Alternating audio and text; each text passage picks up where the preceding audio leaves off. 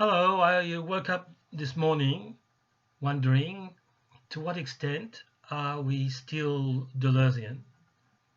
And I decided that the best way to think about that out loud was to give a commentary of the preface to Deleuze's Logic of Sense. So, a first thing to traverse is sort of like a gate, is Foucault's famous maxim, perhaps one day this century will be known as Deleuzian. That's the way it's translated into English, but in fact, that's not exactly what he says. If you take it in English, we've got he modalizes it with perhaps one day this century. That sort of situates it in time as the 20th century. He wrote this in his review article Theatrum Philosophicum, which was a review of Deleuze's Difference and Repetition and Logic of Sense. And this review was published pretty close after the publication of these two books. Difference and Repetition was published in 1968 in French, Logic of Sense in 1969, and Foucault's review in 1970. So if we say this century, it seems to mean the 20th century. And after perhaps one day, this century will be known as Deleuzian. So there's a sort of almost Hegelian aspect to that sentence. The owl of Minerva flies only at dusk. So one day we will know that we have been Deleuzian. So that's a possible meaning for Foucault's statement. But if we look at the French, it's rather, if I translate literally, one day, perhaps, the century will be Deleuzian. None of this known, and it's the century. I think that makes a difference. And one difference is we no longer know what century he's talking about. He says he's making a prediction, one day, and if you say one day, it's not around the corner. You're saying perhaps it's fairly distant later time. So he could well be talking about the 21st century. And it's not a question of post hoc, Hegelian owl at dusk knowing what the spirit has been up to, but it is a question of being Deleuzian. At the same time, because it's a prediction, it's about the future, we're already getting a notion of becoming, and we're getting an idea of what Deleuze, relying on Nietzsche, has called the untimely. So, looked at in that sense, which is a less actualized in terms of the space-time of the 20th century, but more conceptually, Foucault's utterance is itself untimely, and so indeterminate in terms of the time that it refers to. when he's talking about being Deleuzian, people often think, oh yeah, desiring machines and the 20th century, the latter part of the 20th century, may be the beginning of the 21st century, is capitalism, we're all machines, we're all concerned with pleasure and desire. But in fact, what Foucault is referring to at that moment in 1970, as the books being reviewed show, is difference and repetition and logic of sense. So I want to make a difference there. I don't like the way people talk about difference and repetition as if it was the key to Deleuze's philosophy. Difference and repetition is Deleuze's thesis for what was called at that time, I don't think it exists anymore in France, his doctorat d'état, his state doctorate. It's a level over and above the ordinary PhD sort of doctorate. And although it was published in 1968, that's pretty, that's good. That's in the very year of the May 68 uprisings, but it is in the format of a thesis, a slightly strange thesis, and it reflects the sort of research that Deleuze and thinking that Deleuze was doing in that long build-up to the 1968 events. And nonetheless, as Deleuze, looking back, remarked and analysed, it was expressed in a highly academic format, in the format and style of a highly prestigious academic degree. In 1969, so straight after the thesis and straight after the events of May 68, Deleuze published Logic of Sense. And the style is very different. We can find all sorts of things and that resemble or that are closely related to or that reproduce what are said in Difference and Repetition, but the style is very different, and certain concepts or motifs are entirely absent. So to take an example, the word difference, that seemed to be the be-all and end-all of Difference and Repetition, is virtually absent from Logic of Sense. Another word that was there alongside difference in Difference and Repetition is multiplicity, and Logic of Sense gives even greater place to multiplicity than it had in Difference and Repetition. It's been freed of the shell, the structuralist camouflage of, or experiment if you want, of Difference and Repetition, and can be deployed for its own right. Probably repetition is replaced by a greater development of the notion of becoming, and with those two words, we're in the core of Deleuze wouldn't like the idea of core, but you get the idea. We're in the hardcore, the heuristic core of Deleuze's research program being developed far more freely because it's no longer in a thesis for an academic jury to evaluate.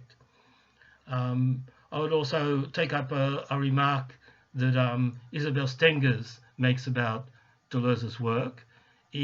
So I think she means after difference and repetition, although we can see traces of it before, and that is, she claims that when Deleuze writes, he writes as he thinks. He doesn't sort of pre-digest or prepare it for a possible reader.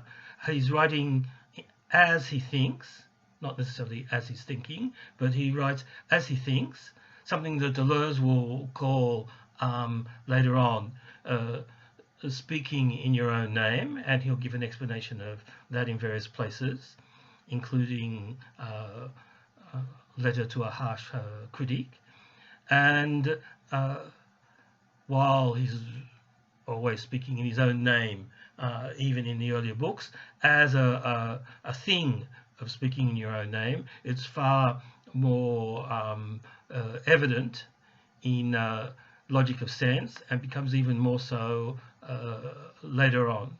So when, I would argue, when Foucault says one day the century will be Deleuzian, I think we can take the major reference to be Logic of Sense. And also it's a prediction for Deleuze. One day Deleuze will be Deleuzian. So that seems to be what happened little by little, and it may still be happening. So on that note, I'm going to today just read the preface, or maybe just the first paragraph. I'm not sure how long this is going to last. I might have to break it in two. So with Isabel Stengers' idea that Deleuze is writing as he thinks, I'm going to go into seemingly fastidious detail, because there are some things that we read and we say, yes, I understand that, and we glide over. And it is a pity to miss the fact that Deleuze is situating himself from the very beginning in his own conceptual universe. So I want to draw out some of the implications of the words. I may even go down to the punctuation, because there are interesting differences between the French text and the English text, and the very words he used suggest, aside from the ordinary signification, suggest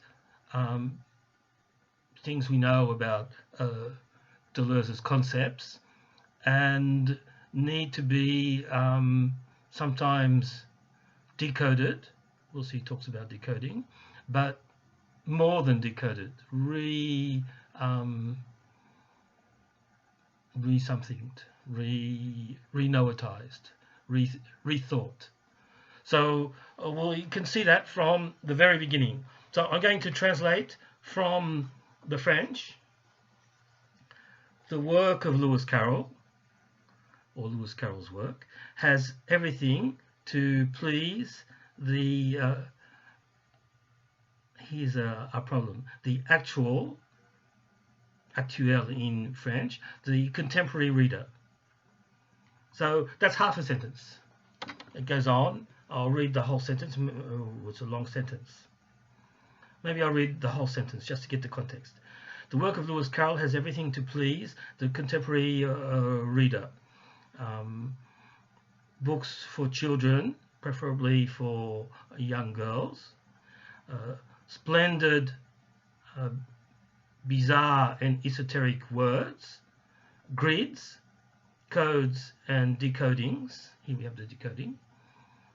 So it's not a true mise en abîme, but we can think that this common culture that he's evoking there, that is present in our reading and appreciation of the others' books is also present in our reading and appreciation of Deleuze's own books.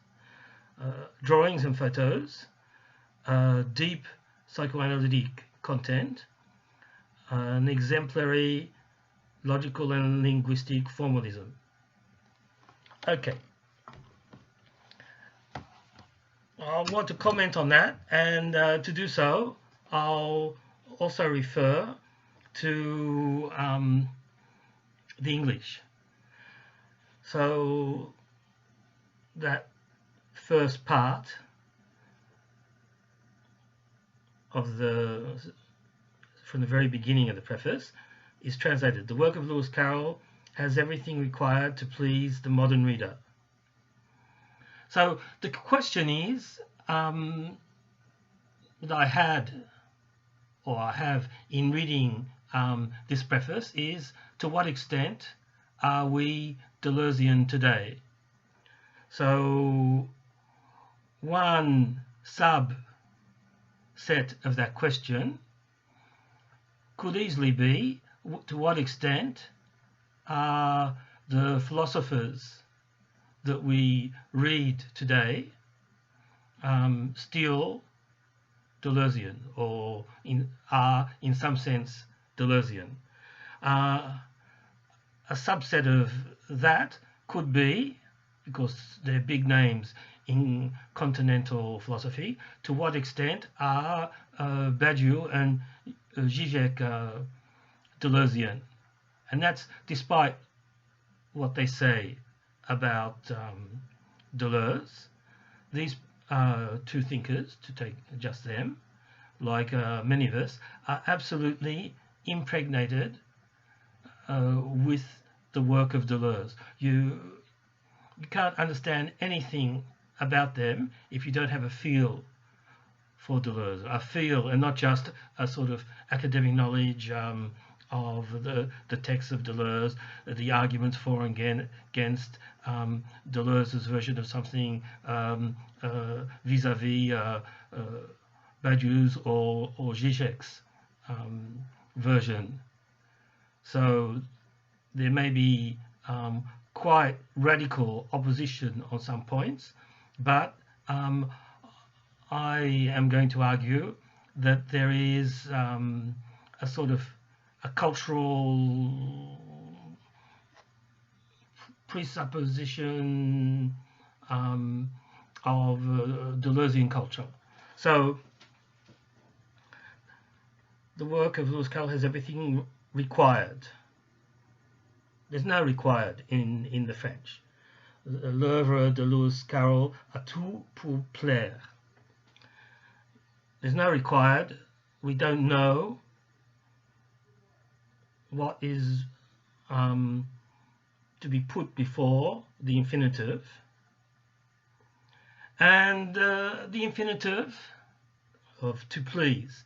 The infinitive is one of the themes of the book. So putting in a required, when the book is theorized before an infinitive, when the book is theorizing infinitives as expressing the pure event, maybe it makes it more understandable, but it's already a limitation. That's the idea. The infinitive is the expression of the event, of the virtual, of the sense, and its conjugated and modalized forms are part of the actualization. So this may sound a bit finicky, but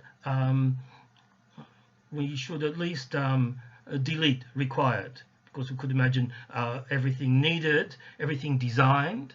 There are lots of ways of making it more precise, more actualized, and I don't see why we would say required. And we don't even need it. It has everything to please the modern reader. So here, I don't know about you, but I immediately think of Badiou's Logics of Worlds, when he begins with a reflection on what is the spontaneous ideology of everyone today. And he talks about bodies and pleasures, so that's the biomaterialism, and also about language games. So that book, from the very beginning, Logics of Worlds, is in dialogue, even from the title, is in dialogue with Logic of Sense. So we have please, and we should immediately think probably Deleuze is not going to be satisfied with what comes next. The modern reader is the lecteur actuel, actual if you want, so we can think actualized, and we can also, so it means modern, that's okay, or contemporary, and what is, so I'm not really criticizing the translation anywhere here. I would not like to have to translate this text. It's very rich, very complex, and it uses to the full the specificities of the French language as understood philosophically, and so that's an impossible task to carry over all the levels of sense that are present in the book. So he says the modern reader, Deleuze says actuel, so automatically we should think, as I mentioned, in terms of the two interpretations of Foucault's prediction. There's a situated, actualized, modern interpretation, and there's an untimely interpretation. So actuel is modern, okay, but untimely is inactuel. So it would maybe be a little funny to say everything to please the timely reader, the reader of our times, meaning at least the times surrounding the publication of the book. But we're already, as I said with please, we're already getting set up the possible contrast. We'll see if Deleuze actually goes there. So obviously there's no suspense, he does go there. The possible contrast with the untimely. So then he says what pleases the modern reader. The modern reader of 1969, because that's, or just before, because that's when he's publishing the book. And what pleases, what entertains, or to introduce a sort of Zizekian note, what the modern reader enjoys are children's books, or rather books for little girls.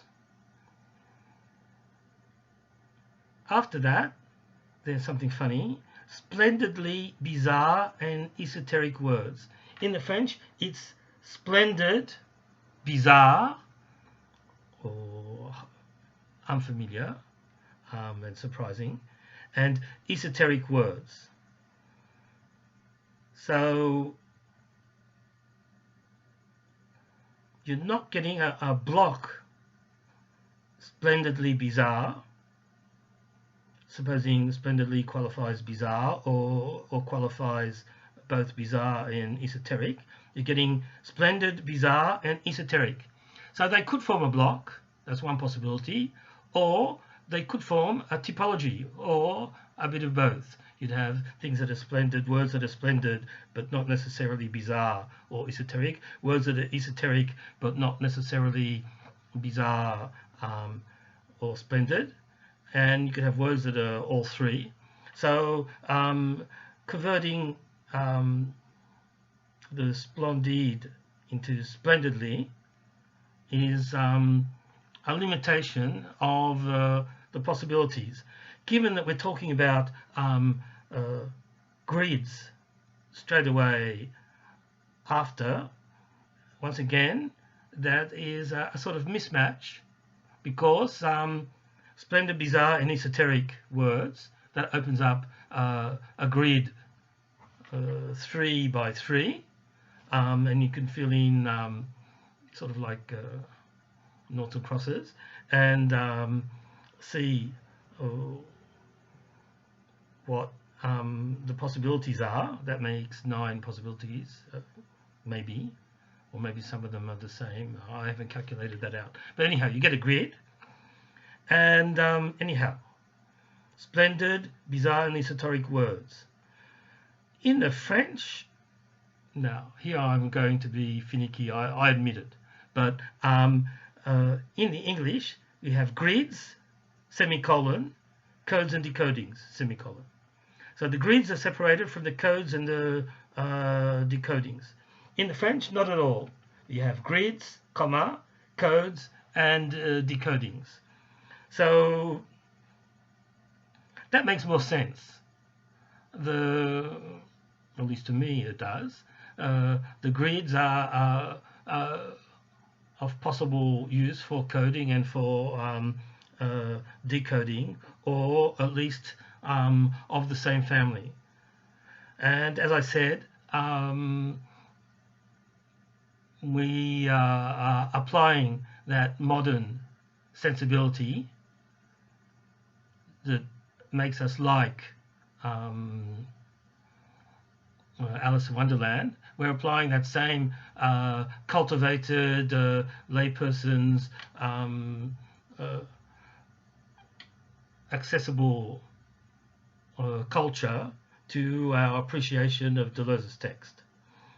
Drawings and photographs, a profound psychoanalytic content. Well, I'm going to say a deep psychoanalytic content, because it seems to me, I mean, profound is okay, that there are two meanings.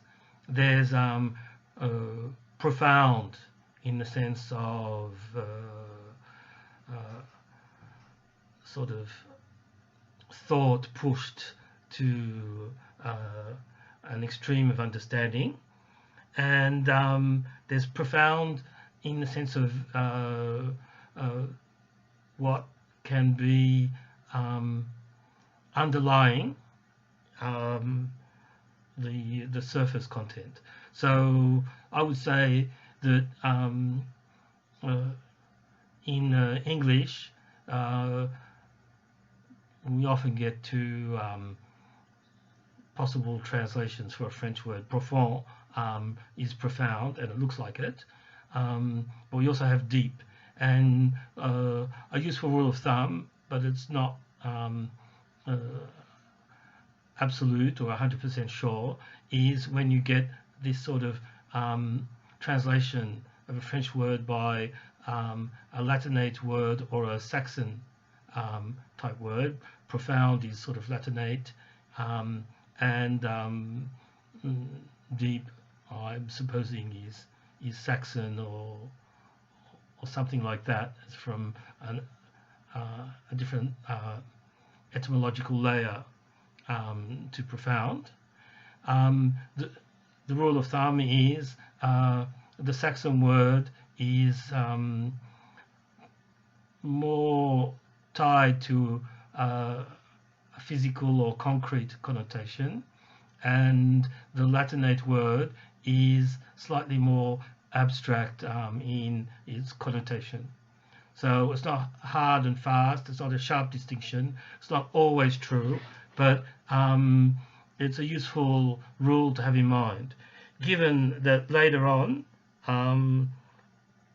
in the next paragraph we're going to talk about a theme that crops up in the book all over the place, a topological understanding of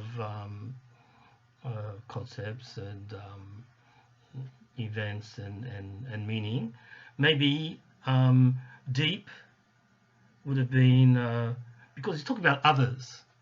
He's talking about himself as a modern reader, but he's talking about others. So this idea of depth psychology, which he's going to criticize anyhow, is part of the shared culture of that age. And an exemplary logical and linguistic formalism.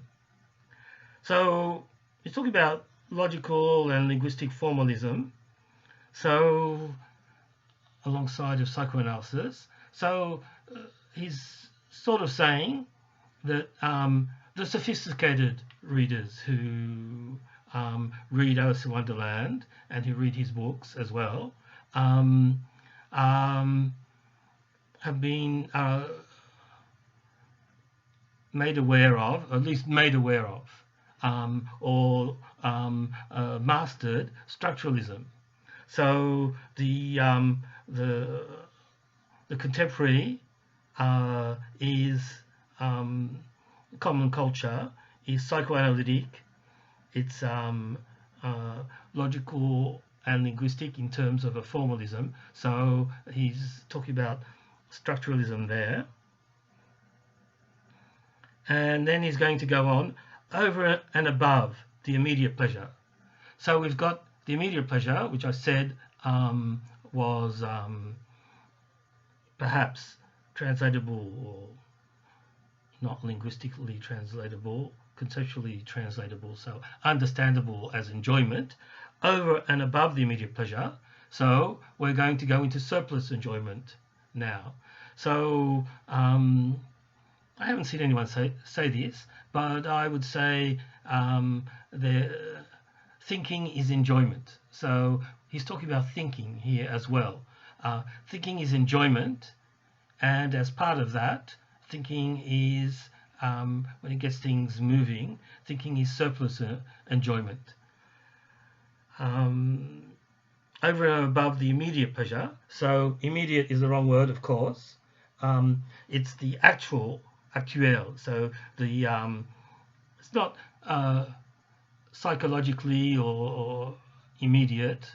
It's contemporary. Over and above the contemporary pleasure, though, there is something else, a play of sense and nonsense, a chaos cosmos. So I want to stop there for the moment, and I can ask. He's going pretty fast there. He's sketching out virtually a sociology of the intellectual culture in France at that time and in the late 60s, early 70s. And he's saying that this is the culture, the shared intellectual culture, that is at play if we can actually deploy our culture, which is not given without an effort, or is at play in a sort of naive, intuitive sense of its presence in us, in our appreciation of the work of Lewis Carroll. So, in particular, the Alice books. There's another thing that he doesn't mention, but maybe he wants to explain, is the popularity of Alice in Wonderland and Alice Through the Looking Glass. I think it's always been a pleasure for children and to read to children, because there's lots of stuff in it that children can't understand. So I suppose that's still right today. Why does he say little girls, preferably little girls? one notices that there's no real space-time actualization of what little girls are meant to be. There's this sort of idea that Lewis Carroll gave that may be part of the background. So supposedly Alice in the Wonderland book is roughly 7 years old, and because she says in Through the Looking Glass that she's 7.5. So if we're supposing time works, that's a big presupposition for reading the two books, because time goes wonky. But supposing time in some way goes normally between the two books, Alice was around 7. That seems a little young to have all the knowledge and all the reactions cognitively that she has, but it may well be, in terms of affects, the sort of affects that we easily associate with children of that age, even today. So when there was a performance of the story of Alice in Wonderland, a theatrical performance, Lewis Carroll, for an article Alice on Stage, gives the following character description. So we know from Deleuze's What is Philosophy that okay, this is a figure that has a with the capital F, that has a certain sociological, psychological, in terms of the psychology known and hypothesized of the day, but it's also a conceptual character. So we're going to have to sort of sort out which is which, or if there's a way of sorting out. Carroll says, to describe her, loving first, loving and gentle, loving as a dog, forgive the prosaic simile, but I know no earthly love so pure and perfect. So pure and perfect love, devotion, kindness, gentleness, and gentle as a fawn. Then courteous, courteous to all, high or low. Deleuze has a theorization of politeness, different types of politeness and courtesy, which is an art of maintaining the correct distances. Too close and you're sort of hysterical or violent. Too far and you're the cold, paranoid academic. No offense to any people at the university who might watch this video. Courteous to all, high or low, grand or grotesque, king or caterpillar. So we're already getting a bit of the elements of the Alice books, with the kings and the caterpillar, even as though she were herself a king's daughter, and her clothing of wrought gold, then trustful, ready to accept the wildest impossibilities with all that utter trust that only dreamers know.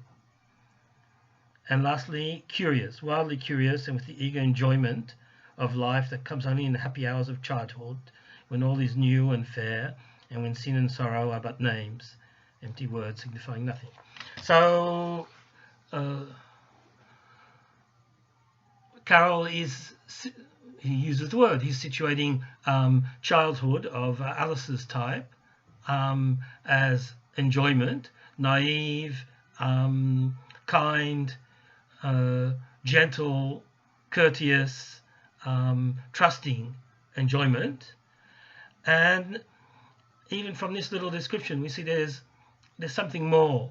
There's this openness to possibilities and willingness to accept as possible what on an adult perspective would be an impossibility and a willingness to go with whatever happens, following a different logic to the logic of uh, adult everyday life, following in effect a dream logic.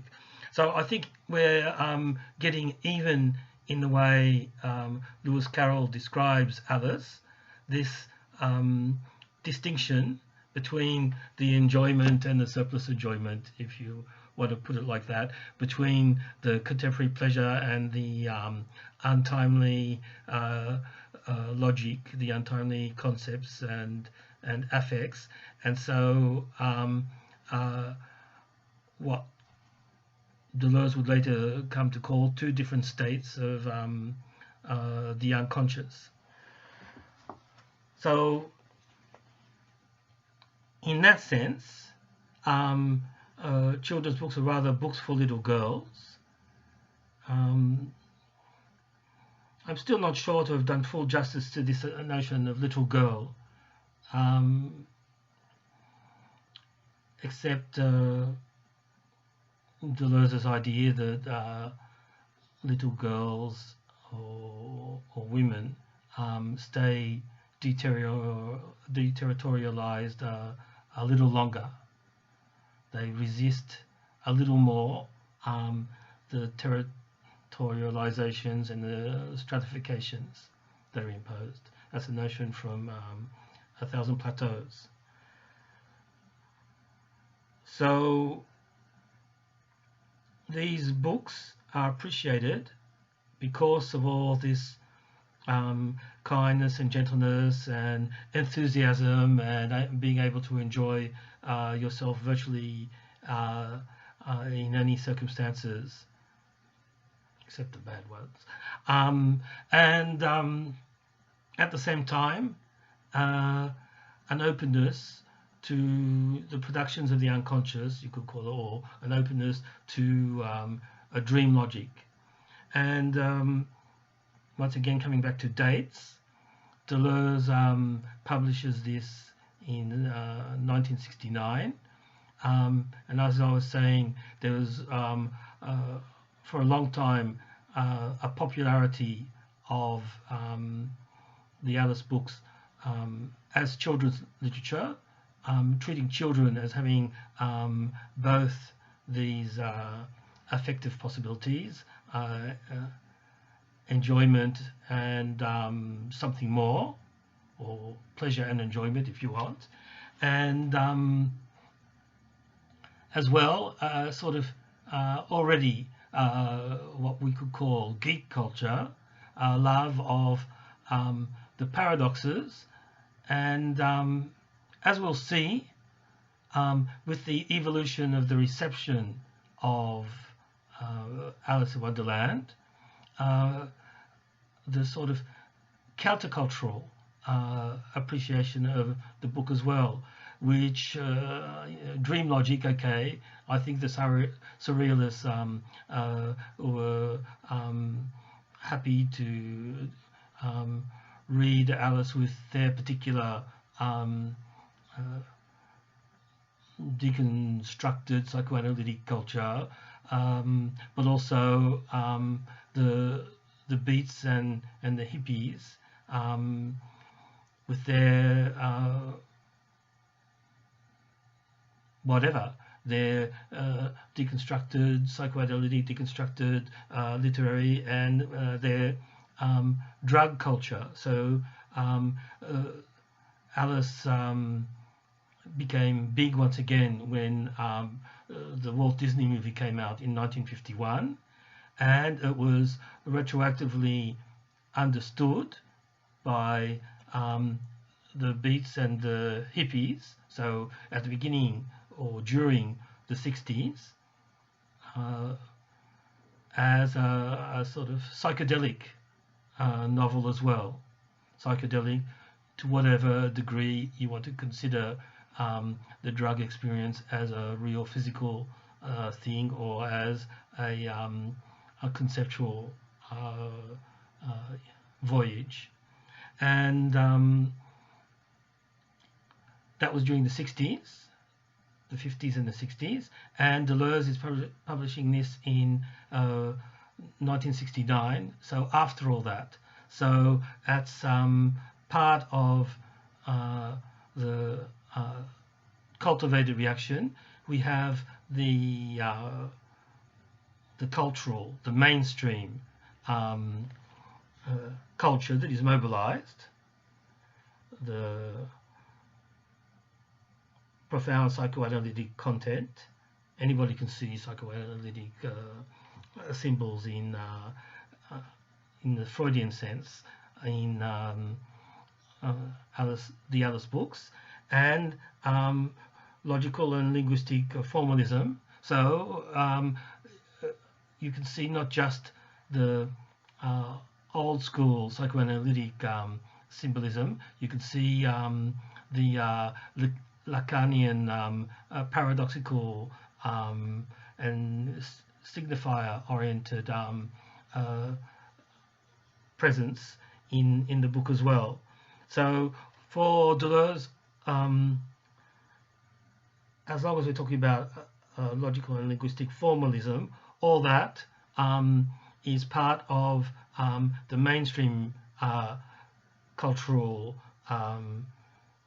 perception of the book.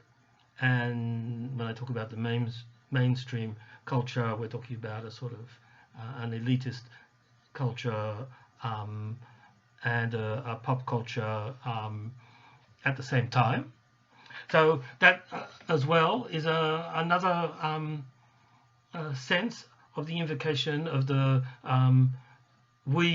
the cultivated adult readers, appreciate books for little girls.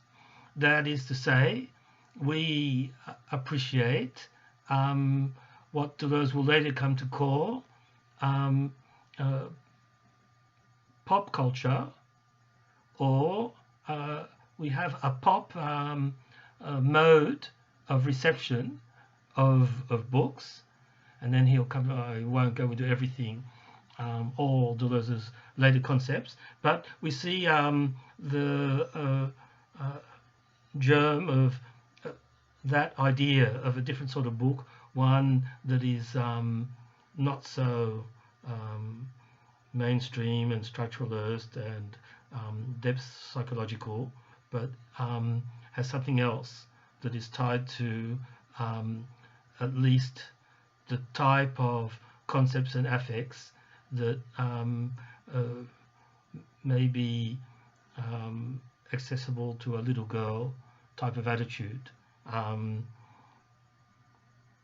the appropriate level of sense, not in the strict sociological sense of what a little girl can or a little boy can see in the Alice books, which is probably quite a lot anyhow, and perhaps even more so today, even at the age of 7 or 8. And if we suppose that the books are in fact readable at that age, I think I read Alice in Wonderland for the first time. I discovered it. I was 8, or I think 8, and even if we consider, or especially if we consider that the Alice books are more towards a 10, 11, 12 age group, to get a good grasp of its content, although maybe there 11, 12 children are becoming mainstream. The mainstream is taking over more and more. So I don't think we should give an actual space-time delimitation for that sort of approach to the book. And but there is this dialectic, am I allowed to say that when talking about Deleuze, between a mainstream culture which can be quite sophisticated reception, and a countercultural reception, once again a sophisticated countercultural reception that Deleuze is going to try to tease out in the rest of the book. So I've gone off for 50 minutes. I think I'm going to finish up the first paragraph, and if the stars are right, and we'll see why I talk about the stars next time, if there is a next time. If the stars are right, I will go on fairly soon to read the second paragraph. So, over and above the immediate pleasure, though there is something else. We said untimely or countercultural something. It's a play of sense and nonsense, a chaos cosmos. That's pretty funny. It sort of goes by quickly, but we're getting what a play, maybe we should call it an interplay. It's un jeu, a play, but maybe interplay is good. Sense and nonsense, whatever it is, even if sense and nonsense are not limited to signification, we're seemingly talking about a linguistic thing, and a chaos cosmos, we're seemingly talking about a more physical thing. So here we're getting foreshadowed the body's languages approach that will be developed in the book, and that will be taken up again in Badiou's introduction to logics of worlds. So we've got the sense and nonsense, that's the language games, that's what emerges out of language games, even if it doesn't just apply to language games. And the chaos cosmos, that's the physical, the body, nature even, dare I say that word. But since the marriage of the language and the unconscious has already been consummated and celebrated in so many ways, it is necessary to examine the precise nature of this union in Carroll's work.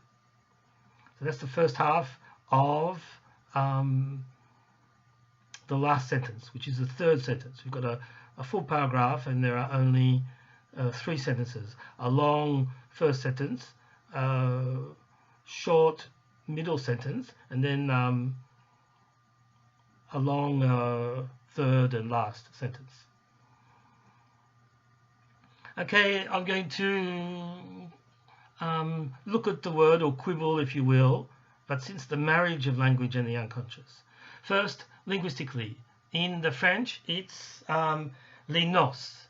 Nos in the book Dialogues by Deleuze and Parnay is translated as naturals. So nos in the French there is in the plural.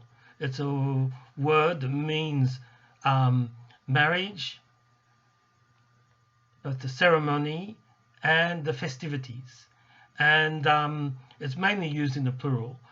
There are some times and some expressions where you put it in the singular, but it's mainly used in the plural. So the word itself is plural, and we don't know then if the thing it's talking about is a marriage or marriages. It could designate both because it's going to be in the plural in both cases.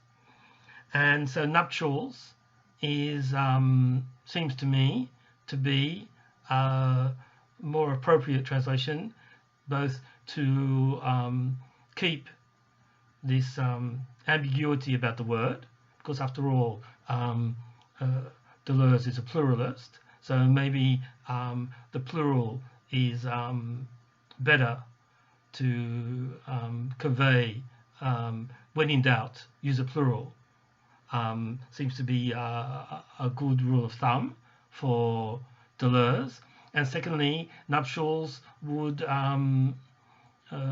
conserve or preserve the continuity with other translations. The nuptials in the Dialogues book are closely tied to the notion of becoming, when you have two things that come together and from different domains, or seemingly different domains, heterogeneous terms, and they induce each other reciprocally but non-symmetrically into becomings. Deleuze calls that nuptials. So given that the first chapter, straight after this very short preface, is the chapter on pure becoming, and we're talking about nuptials or nos, it might be good to mark that Deleuze is probably not fully in the process of working out what he'll work out later after the encounter and collaboration with Guattari, but he's already in that sort of zone or dimension of sense, and nuptials would have been a good word there. Secondly, once again, as we said with whatever we said about a French word, because French is Latinate in its roots, can have whatever, a concrete and a more abstract connotation when we translate it into English. So in this case, we have that doubling, if that's the right word, in French itself. We have a word for marriage, mariage. It looks like marriage, and it means the actual, mainly the ceremony of marriage, and includes the festivities. But the primary focus, when you say, of course you have both words. When you say marriage, you're thinking wedding or marriage as a ceremony. And when you say nos, nuptials, you're thinking more about the festivities. You're thinking about both, but the accent is slightly more on the festivities. So, but since the marriage of language and the unconscious, we can, well, marriage is good because it has both senses, but we have to have this notion of the marriage festivities, and there are festivities in, at least in Through the Looking Glass. There's the dinner feast, and there are no doubt other festivities. So we're talking about the marriage of the language and the unconscious as if on a mainstream approach they're heterogeneous and they come together in a marriage in certain works, and that changes each of the terms, pushing them into a process of becoming. Okay, since the marriage of language and the unconscious has already been consummated and celebrated in so many ways, the French doesn't say consummated. I think whoever it is, Constantine Boundas, Mark Lester, and Charles Stivale are getting carried away with the pleasure aspect, the enjoyment. Consummated, it says noué, knotted.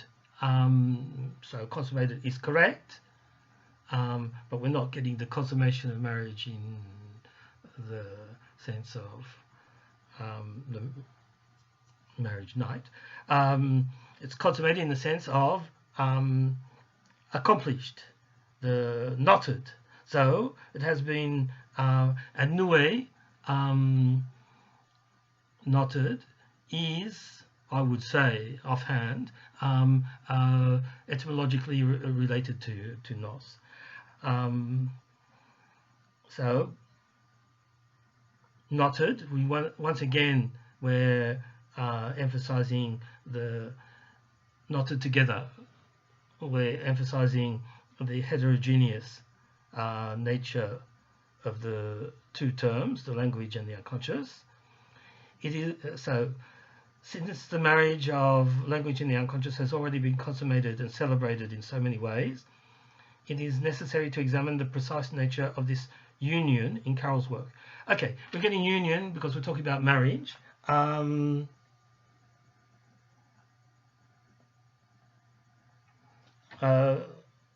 difference comes up straight after that. So we've got marriage, we've got union, consummated, which means tying the knot, knotted. What else is this marriage connected with, and what is it that, thanks to him, this marriage celebrates? Him being Carroll. The connected is not exactly accurate. It says in the French, with what else have they, the nuptials, renewed or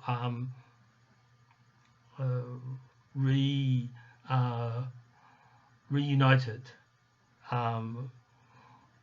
And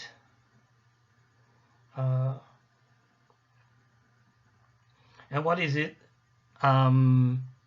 that there's a double thing here? What is it that in him, that is to say, in his works, and thanks to him, so thanks to his works, this marriage celebrates? Okay, they've condensed it down to thanks to him, but it is actualized as in Carroll's works, and thanks to Carroll, this marriage celebrates. Okay, Renoué, reconnected with. Okay, connected with, it's reconnected with, and that's going to come into play in the second paragraph, because what this marriage in between the language and the unconscious in Carroll's works reconnects with. So we're getting this untimely notion of something that is an event that resonates with events both elsewhere in the present and in the past and in the future. So it reconnects, we'll see in the next paragraph, with Stoicism and with lots of other things, and that's what we'll see in the book. So that's my analysis and unpacking of the first paragraph of Logic of Sense, and it's part of a reflection on are we Deleuzian today, and in what way we are Deleuzian today. I think maybe an element of answer to this question can be seen maybe in talking about Badiou's work, but perhaps even more clearly in talking about Zizek's work. So I would say, and I will need to develop this later with the second paragraph, but just to give a sort of foreshadowing, that this sharp distinction between the mainstream culture, the sophisticated mainstream culture, which is psychoanalytic and structuralist and linguistic, and the counter culture, which is the play of sense and nonsense and of chaos and cosmos. These two aspects are not so sharply separated in the current era, as can be seen in Zizek's work, where you have a use of psychoanalysis which is no longer that sort of mainstream use that Deleuze is talking to, and is not separate from the logic that goes beyond the formalized versions of logic that we see in structuralism. So maybe something else has come to occupy the mainstream shared culture, but in Zizek's work, this psychoanalytic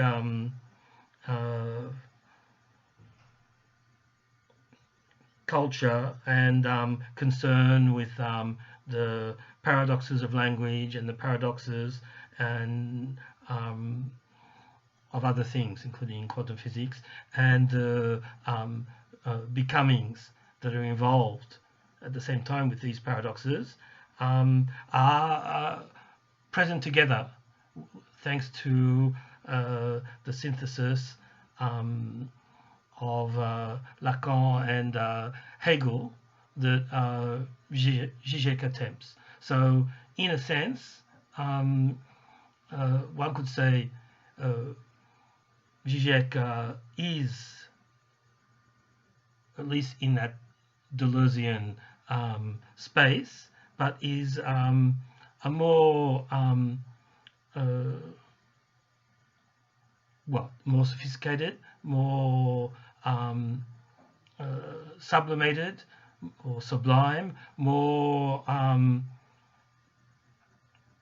integrated is the wrong word, but it is able to play on both tables in a much easier way, which may be summarized under Zizek's use of the word parallax. What we've got in this first paragraph is what we could call a slow, difficult circulation across the two terms of the parallax, and a difficulty maybe in separating them out.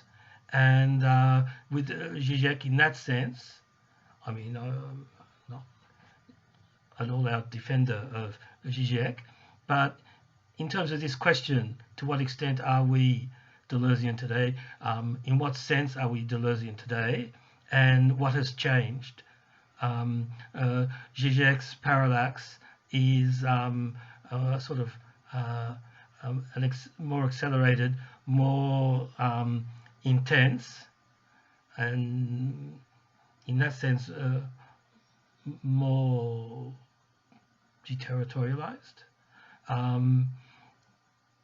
version of the parallax that Deleuze is describing in this first paragraph, the parallax between the sophisticated mainstream reading of the book and the more countercultural, sophisticated countercultural reading of that same book.